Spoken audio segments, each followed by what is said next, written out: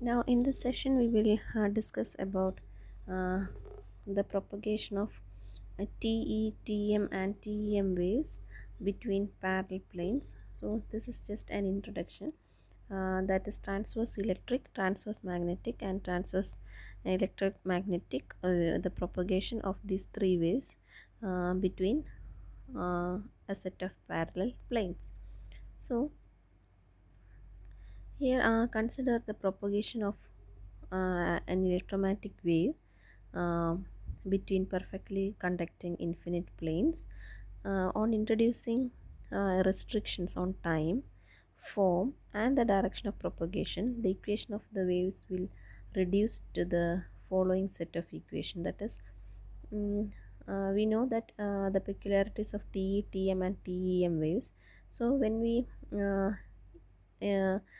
restrict, or when we put certain conditions on the time, form, and direction of propagation of these waves, their wave equations will reduce to the following two set of equation. Here all these terms are quite familiar. Here hx, xy, and hz actually stands for the magnetic field component along x, y, and z directions, whereas epsilon x, epsilon y, and epsilon z stands for electric field component along x, y, and z directions. The rest of the terms are quite common, which you all know.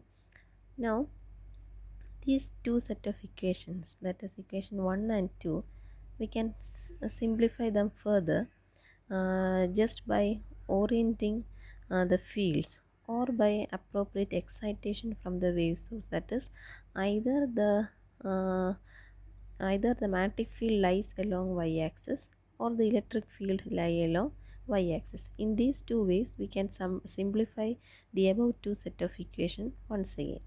So now let us see what happens in the first case. In the first case means if the magnetic field is lying along y-axis. If that is the case, then uh, naturally the x and z component of magnetic field will be 0, and in that case magnetic field is said to be transverse to the direction of propagation as shown in this figure. What about the electric field components in that case?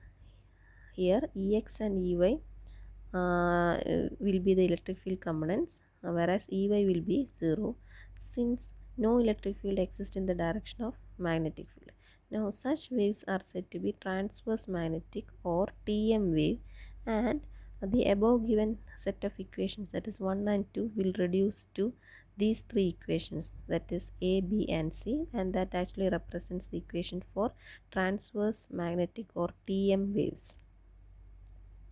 Now let's just see the second case. What is the second case? That is when the electric field is lying along y-axis, as shown in that condition is shown in this figure.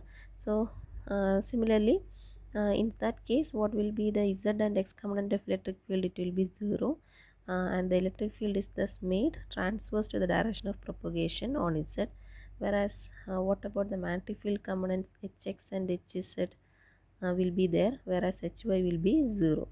Now the wave in such cases will be oriented in such a way that it is given the name transverse electric or TE wave.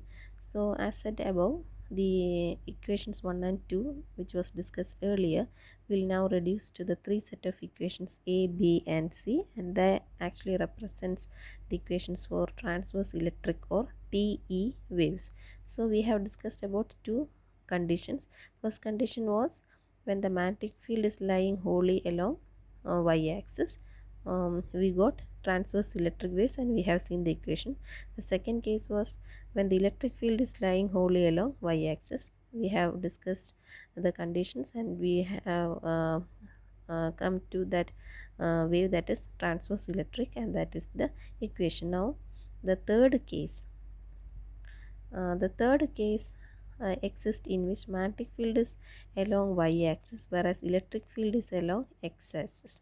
No field exists in the z direction. That is the third case. Okay, in this case, which represents a special form of TM wave with Ez equal to 0, both electric and magnetic field components are transverse to the direction of propagation of Z, and such a wave is called transverse electromagnetic or TEM wave.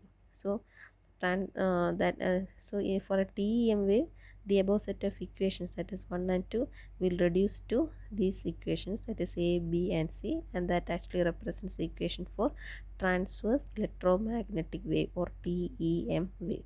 So we have discussed about the three conditions and the three waves that we are obtaining from each of these conditions and their wave equations. Okay, now in the next class we will discuss individually about the propagation of TM wave, TE wave and TEM wave. Okay, thank you.